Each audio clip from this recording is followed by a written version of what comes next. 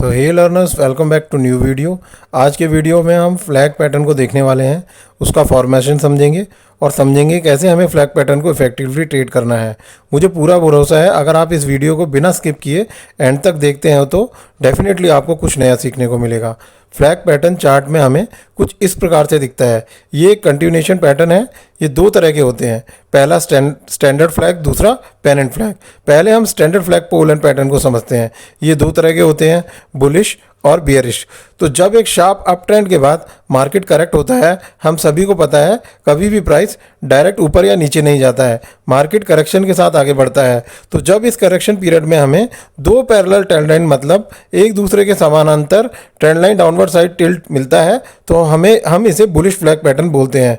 इस sharp trend के दौरान फ्लैग के पोल का फॉर्मेशन होता है और करेक्शन पीरियड के दौरान फ्लैग का फॉर्मेशन होता है, और ये दोनों मिलकर फ्लैग एंड पोल पैटर्न का फॉर्मेशन करते हैं। अब बियरिश फ्लैग पैटर्न को समझते हैं।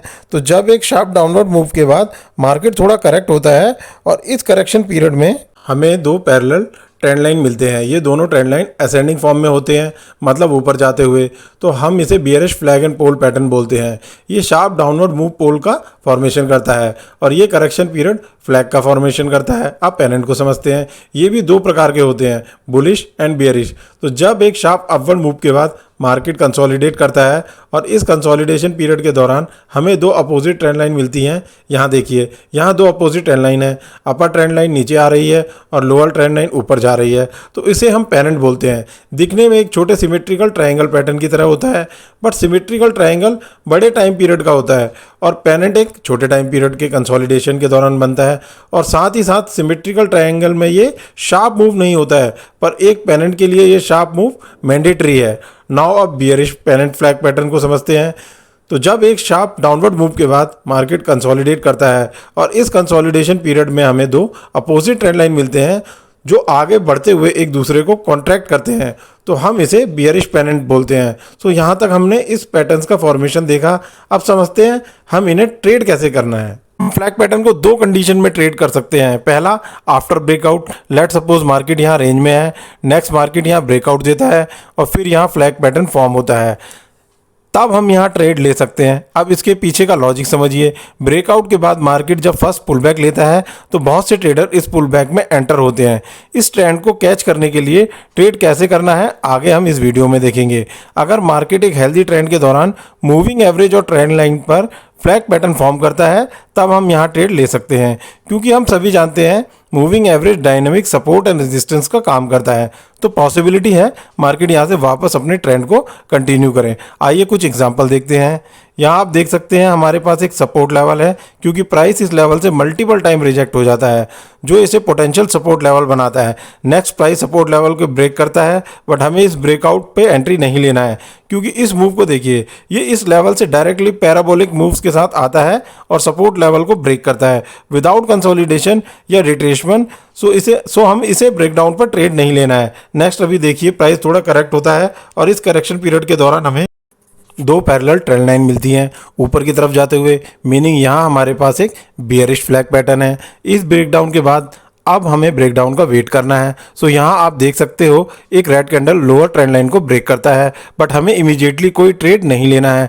अब हमें वॉल्यूम को देखना है। सो यहाँ आप एक चीज़ देखिए, इस शार्प डाउनवर्ड मूव के दौरान वॉल्यूम इंक्रीज हो रहा था और इस करेक्शन पीरियड में वॉल्यूम लो था, पर जैसे ही प्राइस यहाँ ट्रेंड लाइन को ब्रेक करता है तो यहाँ हमें हाई वॉल्यूम देखने को मिलता है। ये हमारे लिए कन्फर्मेशन है कि पार्टिसिपेंट मार्केट को नीचे ले जाने में इंटरेस्टेड है। सो हम यहाँ शॉर्ट कर सकते हैं और हमारा स्टॉप लॉस यहीं कहीं होगा।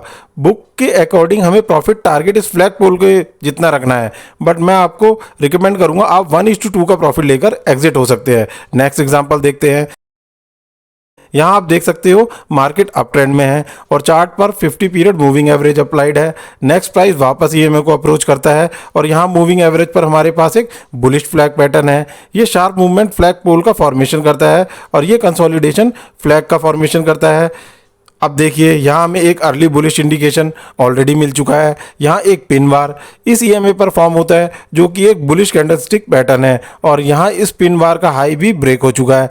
बहुत से लोगों ने इस कैंडलस्टिक के बेस पर यहाँ ट्रेड लिया होगा। अब अगर प्राइस इस अपर ट्रेंड लाइन को ब्रेक करता है और ब्रेकआउट के समय वॉल्यूम हाई है, तो हम यहाँ बाय कर सकते हैं। नेक्स्ट एग्जांपल देखते हैं। यहाँ मार्केट डाउन ट्रेंड में है और चार्ट पर 50 पीरियड ईएमए अप्लाइड है। नेक्स्ट प्राइस ईएमए को अप्रोच करता है और यहाँ हमारे पास एक बियरिश फ्लैग पैटर्न है, ये फ्लैग पोल और ये फ्लैग नाउ। अब हमें लोअर ट्रेंड लाइन के ब्रेकडाउन का वेट करना है। सो यहाँ एक red candle lower trend line को ब्रेक करता है। अब हमें वॉल्यूम को देखना है। अगर ब्रेकडाउन कैंडल का वॉल्यूम हाई है तो हम यहाँ शॉर्ट कर सकते हैं और यहाँ हमारा स्टॉप लॉस यहीं कहीं होगा। यहाँ भी देखिए करेक्शन फेज में वॉल्यूम लो था और ब्रेकडाउन के समय वॉल्यूम हाई हो गया। आइए नेक्स्ट एग्जांपल देखते हैं। यहाँ हमारे पास एक रेजिस्टेंस लेवल है। नेक्स्ट प्राइस इस रेजिस्टेंस लेवल को ब्रेक करके ऊपर आता है और फिर कंसोलिडेट करता है। इस कंसोलिडेशन पीरियड के दौरान हम दो अपोजिट ट्रेंड लाइन मिलते हैं। So now we have a pennant pattern. ये फ्लैग का पोल है और ये पेनेंट। नाउ अब हमें ऊपर ट्रेंड लाइन के ब्रेकआउट का वेट करना है।